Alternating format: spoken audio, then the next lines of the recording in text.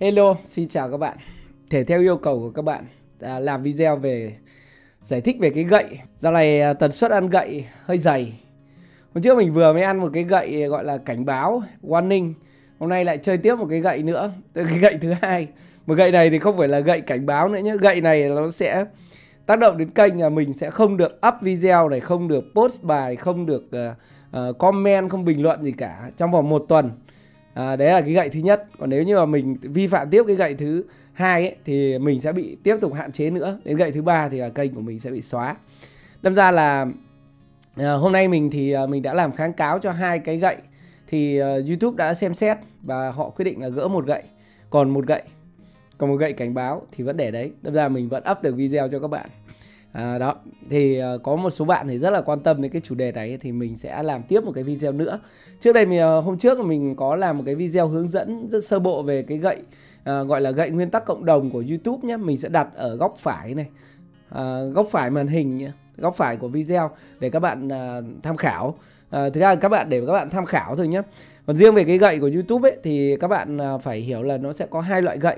Một là gậy bản quyền, tức là copyright strike, tức là nếu như bạn sử dụng lại nội dung của người khác thì bạn sẽ bị đánh gậy bản quyền.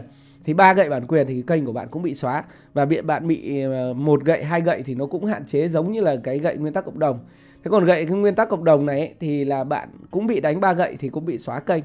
Gậy thứ nhất thì các bạn sẽ được cảnh báo. Gậy thứ hai đánh phải 4 gậy, tổng cộng là 4 gậy nhé. Gậy thứ hai thì là coi như là gậy 1. Gậy 1 thì bạn sẽ bị hạn chế là không được up video, không được post bài, không được các thứ trong vòng 1 tuần. Sau 1 tuần thì ok. Còn cái gậy đấy nó vẫn tồn tại đến hết 90 ngày thì nó mới hết. Còn sau 90 ngày bạn lại kiểu vi phạm tiếp thì nó lại là gậy số 1. Thế còn nếu mà sau khoảng 3 tháng ấy, 90 ngày, trong vòng 90 ngày đấy mà bạn lại bị đánh một cái gậy nữa thì nó là gậy số 2. Nếu mà trong 90 ngày đấy mà bị đánh 3 gậy là coi như kênh của bạn bị xóa ấy. Ok, đơn giản thế thôi.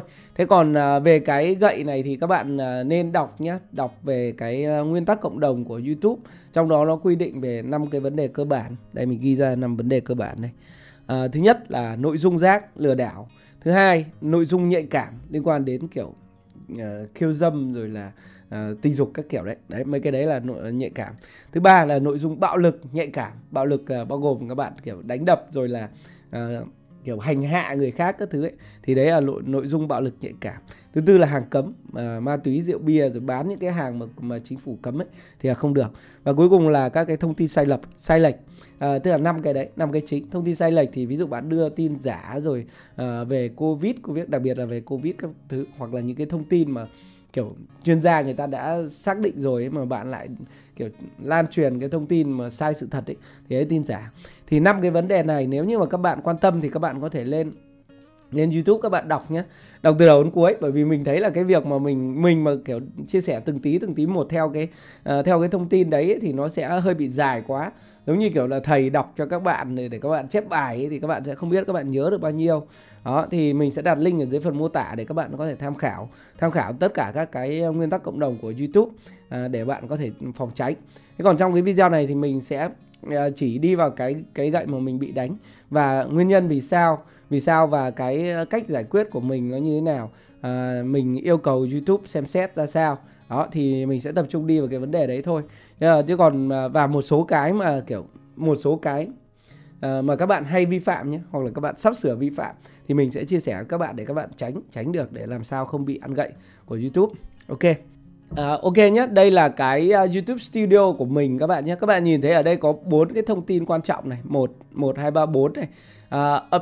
Appeal là cái mà kháng cáo của mình ấy. Granted này, cho một cái này, tức là một cái kháng cáo của mình đã được chấp nhận.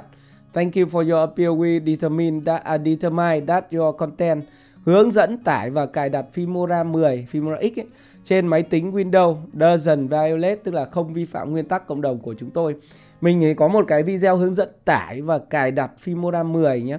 Thì YouTube đánh gậy cái đấy, mà mình nghĩ là cái hệ thống của YouTube ấy là họ nhận diện sai cái đấy.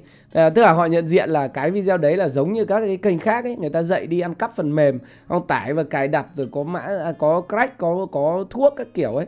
Nhưng mà thực ra cái đấy của mình, video đấy của mình ấy là hoàn toàn là chỉ hướng dẫn các bạn là tải phần mềm từ trang chủ của Wondershare.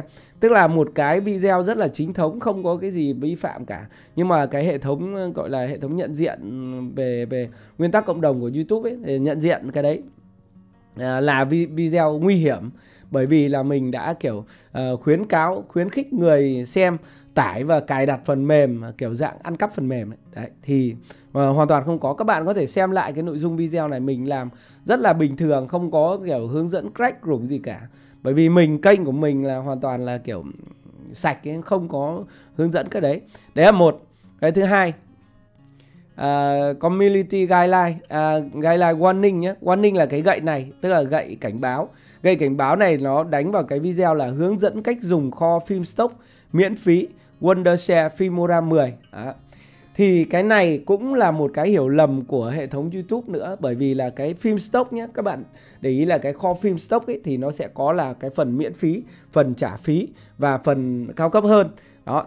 Bởi vì sao nó có cái nút kim cương màu xanh, kim cương màu hồng đấy và kim cương màu da cam. Thì cái hướng dẫn này của mình ấy chỉ là hướng dẫn các bạn đi từ phần mềm Filmora để đến cái kho phim stock miễn phí. Đây mình chỉ các bạn nhé. Ví dụ đi từ đây, sau các bạn ấn vào tài khoản này, sau bạn nhấn vào My Effect nhé. Đó, trong cái My Effect này nó sẽ mở cho bạn cái kho phim stock. Tức là thằng Filmora nó tích hợp cái kho phim stock này vào trong phần mềm và nó có hai phần. Một phần là miễn phí và một phần là trả phí. Và mình chỉ có hướng dẫn các bạn đây tải những cái gói miễn phí giống như mình này, Free Library này. Sau bạn nhấn vào đây tải các thứ. Nếu bạn xem lại thì mà bây giờ nó xóa mất rồi, bạn không xem lại được. Thì nó không có cái gì cả. Làm gì có cái gì mà lừa đảo người ta là phải đăng ký cái gói phải mua phim stock này này kia để gọi là để kiểu tải lậu ấy. Nhưng mà mình đâu có tải lậu đâu. Mình chỉ hướng dẫn như thế thôi. Thế mà YouTube nó cũng kiểu đánh bản quyền mình, kiểu đánh gậy. Và cái này đó mình đã yêu cầu review lại, nhưng YouTube vẫn giữ nguyên quyết định là họ không đồng ý và đánh giá là cái này là cái nguy hiểm cho cộng đồng. Thật ra là người ta vẫn quyết định là đánh mình một gậy. Đây là gậy cảnh báo. Đây, ở đây các bạn xem đây nhé, có 4 cái thông báo này. Đây số 2, appeal reject này. Appeal reject là cái đấy đấy, cái hướng dẫn dùng kho phim stock ấy là bị kiểu từ chối, tức là kháng cáo không thành công. Thì cái kháng cáo nó rất là đơn giản nhé, quy trình kháng cáo nó rất là đơn giản.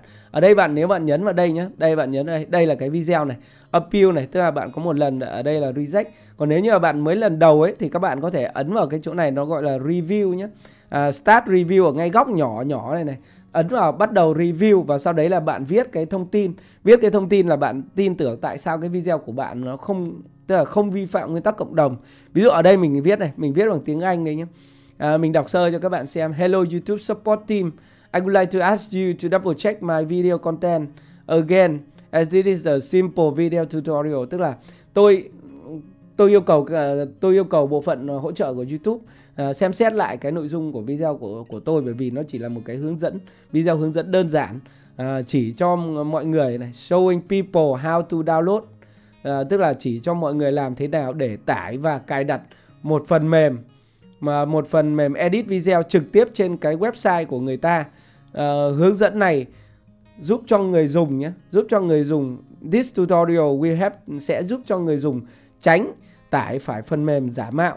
Tôi đảm bảo rằng tôi không quảng cáo bất kỳ cái gì gọi là phi pháp ở trong video của tôi. Hy vọng được nghe phản hồi từ các bạn, tên của mình. Đấy. Thì đây là cái nội dung của mình để mình post vào cái phần review ấy, phần mà channel review lúc nãy ở đây nhé. Ở đây nó có nút là submit review, thì bạn ấn vào đây, sau bạn nhấn mà gọi là dán cái nội dung đấy vào để cho YouTube có thể xem xét, gỡ gậy cho bạn. Nhưng mà nó chỉ xem xét thôi nhé. Và vẫn cái nội dung như này mà mình có làm cho cái video này thì nó cũng không gỡ. YouTube nó vẫn là kiểu bảo lưu quan điểm. Bởi vì khi mà nó đánh gậy bạn ấy, khi đánh gậy đầu tiên ấy mà chưa có YouTube xem xét ấy, thì nó là gậy tự động. Đấy, nó sẽ đánh tự động các bạn. Tức là cái nguyên tắc cộng đồng này, máy tính nó sẽ tự lọc ra cái bộ phận nào, tức là cái nội dung nào mà độc hại hay là kiểu có nguy cơ độc hại ấy, thì nó sẽ đánh gậy. đánh gậy, sau đấy là bạn sẽ yêu cầu họ review, thì YouTube bộ phận chắc là cái bộ phận mà kỹ sư các thứ hoặc là bộ phận hỗ trợ của YouTube ấy, họ sẽ review lại. Ở đây nó ghi vào đây review lại và nó sẽ quyết định cuối cùng là có gỡ hay không, hoặc là có tiếp tục đánh gậy hay không. Ở đây nó ghi là harmful và dangerous, hoặc là nội dung nguy hiểm nhé. Bạn nhấn vào đây này. Đó, bạn nhấn vào đây nó sẽ đi đến cái trang này, tức là nội dung nguy hiểm là gì nhé. Ở đây cái trang này là tiếng Anh nhé. Rất nguy hiểm này. Nhưng mà mình có mở cho bạn cái trang tiếng Việt. Mở cái trang tiếng Việt đây nhé, trang chính sách cộng đồng. Đây. Chính sách về nội dung của nguyên tắc cộng đồng. Trong cái nội dung mà nguyên tắc cộng đồng này nhé, nguyên tắc cộng đồng của YouTube này nó có 5 mục chính này. Nội dung rác và thủ đoạn lừa đảo này, nội dung nhạy cảm này, nội dung bạo lực hoặc nguy hiểm này, hàng hóa thuộc diện quản lý này, thông tin sai lệch này. Đấy, thì 5 cái nội dung chính này các bạn phải tham khảo hết nhé. Cái vi phạm của mình ấy thì nó liên quan đến cái này nhé các bạn nhé. Chính sách về đường liên kết ngoài ở trong phần nội dung rác và thủ đoạn lừa đảo. Mình nhấn vào đây cho các bạn xem nhé. Mình mở nó lên đấy. Mở một cái tab mới lên cho các bạn xem.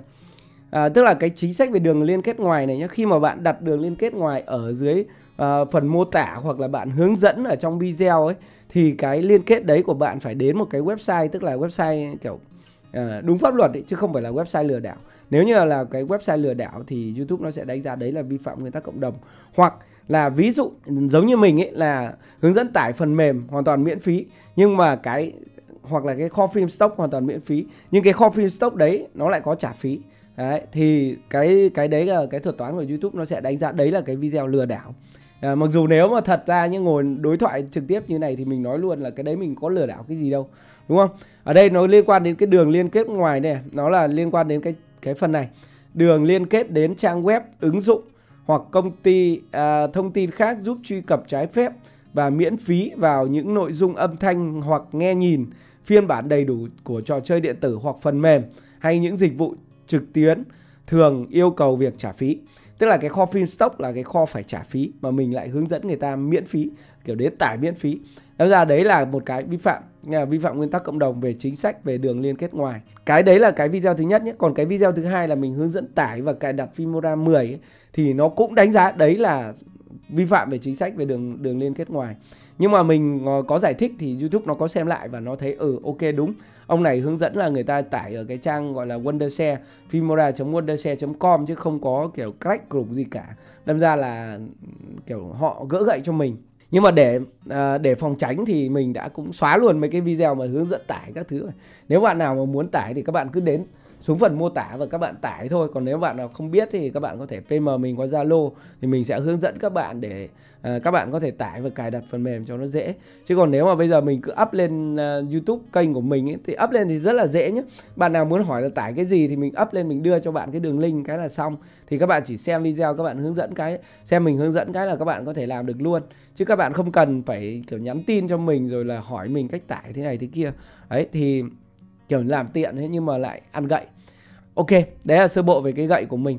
Thế còn cái review thì nếu như là sau mình nhận tiếp cái gậy nữa nhé, thì mình sẽ làm một cái hướng dẫn các bạn review và viết như thế nào nhé. Bởi vì là hôm nay mình làm rồi đó mà mình cũng không quay lại, mình chỉ có mấy bước thôi, có 3 bước đơn giản thôi, rất là đơn giản. Ok, đấy là sơ bộ về cái gậy của mình và giải thích. Cái đó mình cũng liên hệ với lại bộ phận hỗ trợ của YouTube ấy, hỏi người ta xem là như thế nào thì họ có báo như thế. Đấy là gậy nguyên tắc cộng đồng.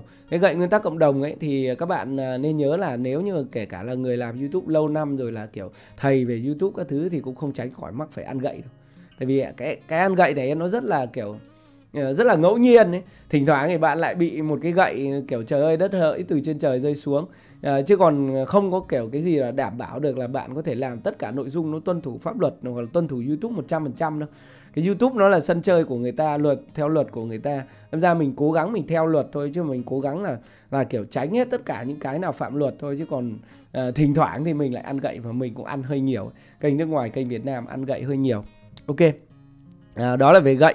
Thế còn để mà các hành vi nhé, các hành vi mà dễ dẫn đến ăn gậy nhé, mà các bạn sẽ rất là dễ mắc phải nếu như các bạn mới làm YouTube nhé, thì mình sẽ tóm tắt sơ cho các bạn một số cái hành vi mà các bạn, để các bạn có thể là kiểu tránh ấy. Một cái hành vi đầu tiên ấy là rất là dễ, tức là dễ mắc phải nếu như các bạn mới làm YouTube, đấy là các bạn đi sấp chéo. Tức là đi yêu cầu người ta sub kênh của bạn, sau đó bạn sub lại cho người ta. Đấy là một cái hành vi mà YouTube nó cấm. Bạn không nên làm cái việc đó. Kể cả bạn có nghe ông nào đi chăng nữa rồi là hướng dẫn làm thế này, hướng dẫn làm thế kia, làm thế nào để lách luật thì các bạn cũng đừng làm. Tại vì nếu như các bạn làm mà thuật toán của YouTube nó quét ra, nó nhận ra ấy, thì các bạn sẽ bị ăn gậy nguyên tắc cộng đồng. Đấy là thứ nhất.